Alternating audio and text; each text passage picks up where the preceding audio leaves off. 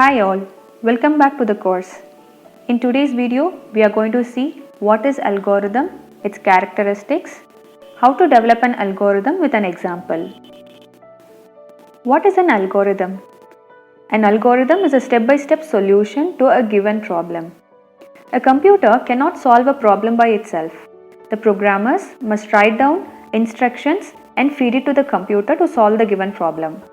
A program is nothing but it's a set of instructions that a computer executes to achieve a certain result. So it can be a simple calculation or rendering a picture or producing a music. A program is written with any specific language. Let's see a real-time example on ordering product through online. Surely every one of us would have ordered some product in online which follows step-by-step process. Initially, we make orders in online in some e-commerce website. The order is being sent to the merchant site. The product gets packaged, picked up, segregated and stored in a warehouse. From the warehouse, it is shipped to the hub that is nearest to the customer's place. The product is being taken out for the delivery and finally handed to us. Similarly, algorithm follows a procedure to solve a problem where we should specify what have to be executed and also in which order the execution has to happen. And finally, we get a solution for the problem.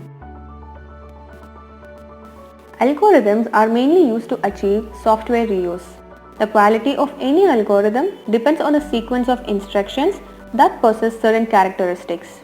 Let's discuss some of the characteristics of algorithm here. Precision. The algorithm written must be in a precise manner. Uniqueness. Each step of the instruction written should be unique and simple. Finiteness. Any instruction should not run for an infinite number of time. That is, you must have control over its execution. Generality. The algorithm must be able to receive any type of inputs given. Say for an example, you are writing an algorithm to add two numbers. So the algorithm must be able to add any two numbers that is being given by the user. Next, input. The algorithm must be able to receive an input from the user and similarly must able to generate an output and give it to the user. And finally, the algorithm should be effective among different ways. Next, let us discuss some of the building blocks of an algorithm. Initial state. Any algorithm must have some input with it. It can be initialized in the algorithm itself or it can be received from the user. Instructions or statements. Based on the given input, we have to perform some processing. That can be addition, subtraction, multiplication or any other operations it could be. And finally, the output must be produced out of it. Then, state. It tells you the current state of a particular variable or data. Say for an example, I am asking you to add from 1 to 100. You will be performing addition operation for a particular number of time, where each time your answer keep on changing based on the addition you are doing. Next, control flow. This block has the capability to change the flow of the algorithm. This can be either top-down approach or it can follow bottom-up approach. Here we will be checking for certain conditions. If the condition gets true, we will be taking a particular path. Otherwise, we will be taking another one. So based on the given condition, the flow may varies. And finally, functions, where this block can be used if you have a complex problem to be solved. So the big problem can be subdivided into individual modules or we call it as functions. So these are the different blocks we will be using when we are designing the algorithm. As we know, algorithm is a step-by-step procedure to solve a given problem. Here we are going to discuss few steps to solve a problem. First, we have to understand the problem clearly and completely. Then, after understanding the problem, we have to know the capabilities of the computation device. That is, we have to know about the end device. What is the architecture of it, the speed and the memory availability of the device, everything has to be noted. Next, the algorithm must be able to produce exact correct output for the given input, or the approximate one which is nearer to the exact answer. Select appropriate data structure. Data structure means group of elements received and organized in a specific manner. There are a lot of data structures available. In Python, the core data structures are list, tuple, set and dictionaries, where we will be seeing under the chapter 4. Algorithmic design techniques. Developing an algorithm is an art which may never be fully automated. So by mastering the design techniques, so it will be easy for you to develop new or natural algorithm. Next, we must know methods of specifying algorithm. There are a lot of methods you can specify an algorithm. So we have to be well aware of it. Writing an algorithm is just not enough.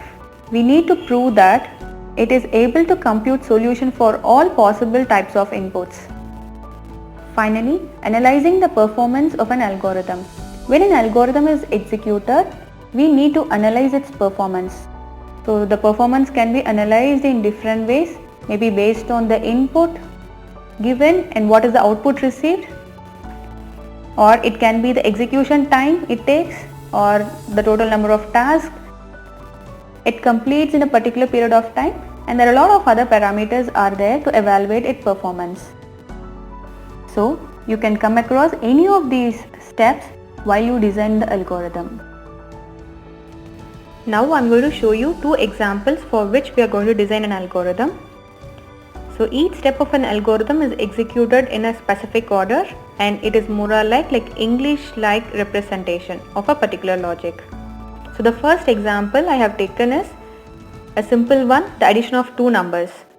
So before developing or designing an algorithm, we must know what is the input to be received and how the output has to be produced. So here the input is, I have to receive two numbers and I'm having that numbers in two names A and B, and finally I have to add it and give the result. So let's start developing algorithm for this example. So you can see step 1, start. So always you have to mention the algorithm by providing it in steps. So the start should be at the first step. Next you have to receive the input. So as for this particular problem, I have to receive two numbers. So I'm here in the step 2, I'm inputting a number, input first number as A. I'm getting the input and having that in a name called A. Similarly, I am receiving the second number and I am storing it in the name B. Next step, I have added A and B and stored the answer in the name sum. So set sum equal to A plus B. The set represent I am just storing the answer in the variable or in the name sum. I have done my processing, then I am going to just print the answer. So the answer is stored in sum, I am just printing it in the fifth step. Finally, I am just ending up my algorithm. So few things you must note in this algorithm. It has to be given in step wise. So step 1 till how much ever steps your algorithm is being developed. So you have to mention it. It has to start and then you have to get the input. You have to do your processing. You have to print your results. Finally, you have to end your algorithm. So this is how the flow of algorithm looks like. Next, I am going to show you an algorithm to check eligibility for voting. For that, I am going to input age as A, which means in the name of A, I am going to receive age. The condition to be checked here is whether age is greater than or equal to 18. So in our country, the age should be greater than or equal to 18 to vote. And my output is based on the given input. If my age is more than 18, I am eligible to vote, otherwise I am not eligible for voting. Here you can see a few examples or test cases we call. If A is equal to 18, the output must be eligible for vote. Say it's 17 or 14 which is less than 18, then the output must be produced as you are not eligible for vote. And say if it's 21, then it's eligible for vote. So now let's start designing algorithm for this particular problem. As you know, initially we have to give step 1 start. After that we have to receive input. Here I am receiving input age as A. Next The processing here is, I'm going to check for the condition whether A is greater than or equal to 18. For that, I'm just given in step 3 if A greater than or equal to 18. So if this condition goes true, then I'm going to just print it as eligible for voting. Else, I'm going to just print the message as you're not eligible for voting. Instead of print, you can also give it as output or display, anything you can give it. Finally, I'm just giving end in the step 4. So this is a simple algorithm to check whether the particular person is eligible for vote or not.